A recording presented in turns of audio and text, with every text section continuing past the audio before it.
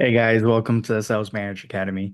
It's your guy Omar, uh, and let's jump into it. I've been doing a series on TikTok for a while now, uh, for quotes, right?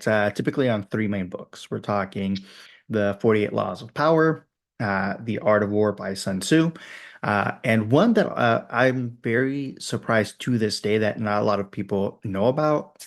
Uh, and catch up on is The Book of Five Rings by Miyamoto Musashi. Now, I sound surprised, but I shouldn't be just because of how old that book is. But once again, Art of War is an old book as well, right? It was written centuries ago. Same thing with the Book of Five Rings.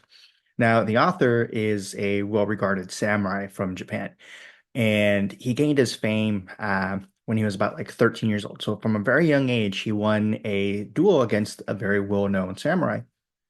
And there are many, many movies in Japan made about this individual, right? Uh, but throughout his career, he essentially made an art of dueling, of being able to get into people's heads before the contest. And that's where like I break down the three books. In Japan, it's a book that many CEOs, if not all CEOs, carry, board members, anybody in the C-suite has, and they follow this to essentially a T in modern day practices. I'm sure many of you have heard if you do business globally, or if you watch like a lot of business shows or movies, uh, the scenes of doing business in Japan and the Japanese business people taking the foreigners out the night before an early morning meeting and taking them out, getting them sloshed, and then doing business early in the morning. That is a play from the Book of Five Rings. Uh, and the way I break these three books down, right? The Art of War, you're talking about the landscape. You're talking about the marketplace. You're talking about being able to win market share. So typically against other competitors, that is really where the book comes into play. Uh, In-house, and this is a different story we can get into at a later podcast. But there are, obviously fandoms when it comes to organizations. You have different pillars that are trying to claim power or more influence within the organization compared to others. But for the most part, the art of war is really used more for like marketplace, market share focus, right? The macro effect of the business.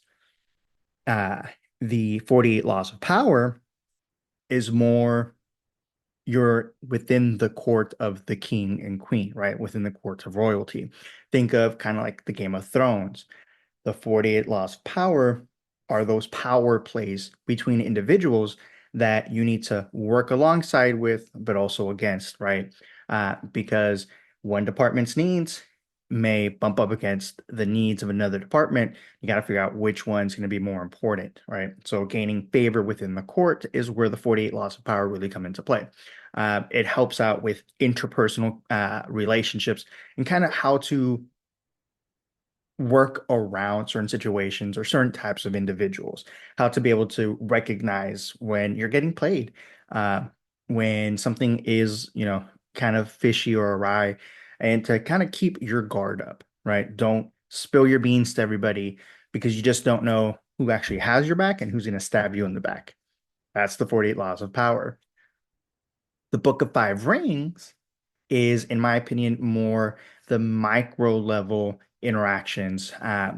Think of doing business with other organizations when you're trying to negotiate terms, when you're talking mergers, when you're talking acquisitions, takeovers, right? When it's more smaller battlefield.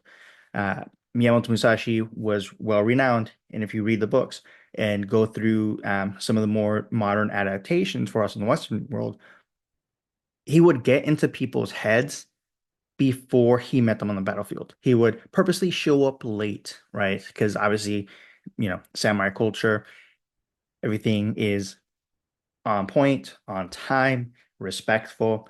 Uh, and he purposely dogged them, right? He would get into their brains, into their minds, and kind of put a little wedge there to throw them off, So that was his advantage. That was one of the biggest things.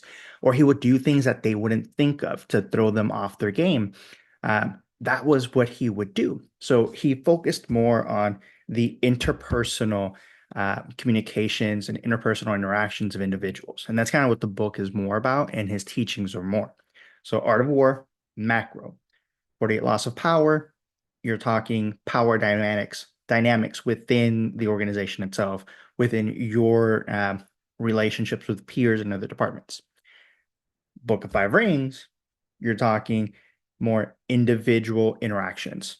Once again, business meetings, mergers, acquisitions, takeovers, negotiations, right? So if you're in sales, this is a big one. Things you can do to gain favor, things you can do to kind of drive a wedge, right? To get somebody out of their routine and kind of trip them up a little bit. Because sometimes you have to do that. We know this, right? We're stuck in a lot of our heuristics, a lot of our uh, day in, day out stuff that we do consistently, and it just becomes a routine, and we block a lot of things out. And being able to break that pattern, break those heuristics, causes that pattern recognition break, and allows you to actually get in to be able to discuss things that truly matter, to make a point, to make a validation to what you're saying or trying to get to. So that's kind of the take I wanted to get to when it came to those three books. Find me, on the socials. I'll go ahead and drop a link in the comments. But any questions you guys have, I would love to hear from you guys. Keep an eye out too. If you follow me on LinkedIn, I'm going to be dropping a link for a beta program that I'm launching, and I'm going to be approving essentially 5 people that I want to work with. I'm looking for multi-unit leaders in the retail world. My background's been specifically in retail, wireless retail, uh, premium AV, premium and luxury appliances.